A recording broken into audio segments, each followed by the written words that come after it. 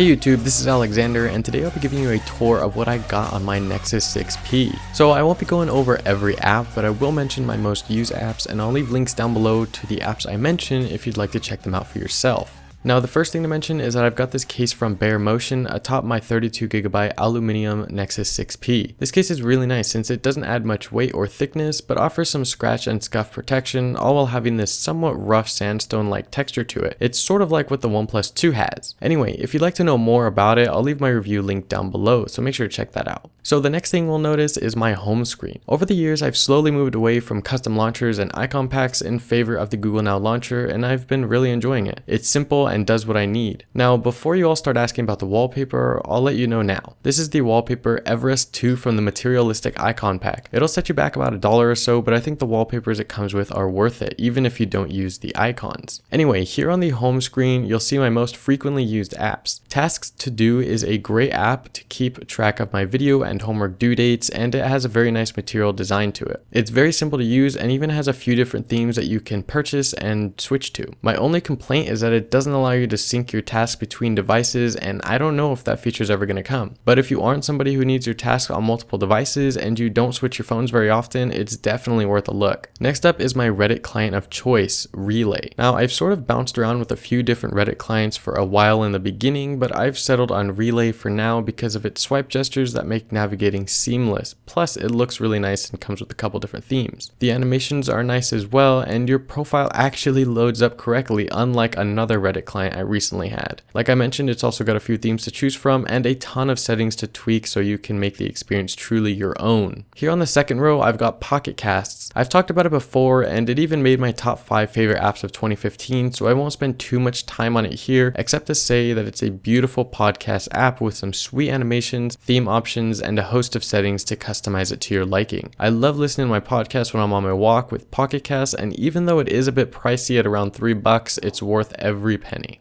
And finally, there's Phoenix. Phoenix has been my Twitter client of choice for a long time now, and that's because of its simplicity. You have a good amount of options to tweak in the settings, as well as some color options like the main theme and accent. Overall, it's become an awesome Twitter client that I use every day. Then of course we have the more commonly known apps like Gmail, Play Store, Snapchat, and 9gag, which I'm sure you're all familiar with. Now, taking a peek inside the app drawer, we'll find a few more third-party apps, but not many. Call me weird, but I prefer to use a stock apps when I can and not have many third-party ones installed at a time. The first one I'll mention is a game named Alto's Adventure. It came out not too long ago on Android, and it's a really awesome game where you have to snowboard down a mountain and collect these llamas that have escaped. Along the way, you'll get coins, power-ups, and even chased by elders that'll try to whack you with their cane. You can also unlock new characters with different strengths. Overall, it's a very fun game that I recommend you check out, and best of all, it's free. So then there's Backdrops, which is a really neat wallpaper app that I picked up a few months ago. The developers have done some really great work here with the colors, the material UI, and of course the beautiful wallpapers, which can be saved and favorited for easy reference later. Now, if we scroll down a bit further, we can see that Materialistic Icon Pack, which houses that wallpaper I'm using, as I mentioned before, as well as a few other good ones. Now, although I understand for some people purchasing an icon pack for a few wallpapers might not be worth it, I've been enjoying it, and it's not really that expensive at about, I think, $1 or so. Now, I've also got Pushbullet, which is a great service if you want to get full quality images, links, and other files from your phone, tablet, or computer to another phone, tablet, or computer. It's super simple to sign up since it uses your existing Google credentials that are loaded up on your phone, and using it is just as seamless. Just select the photo or file or paste the link you'd like to push and send it off to whichever device you'd like. You can also send things to another person if you've got their Pushbullet email. It's just a super handy app that's only gotten more useful over time for me.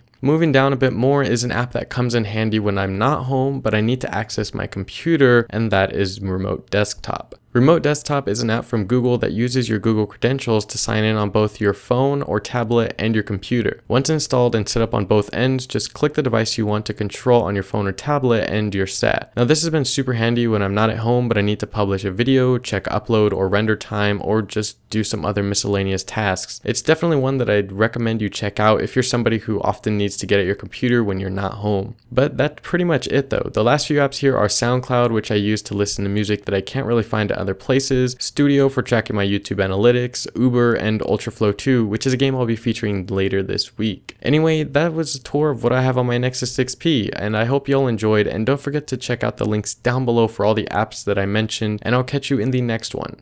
Peace.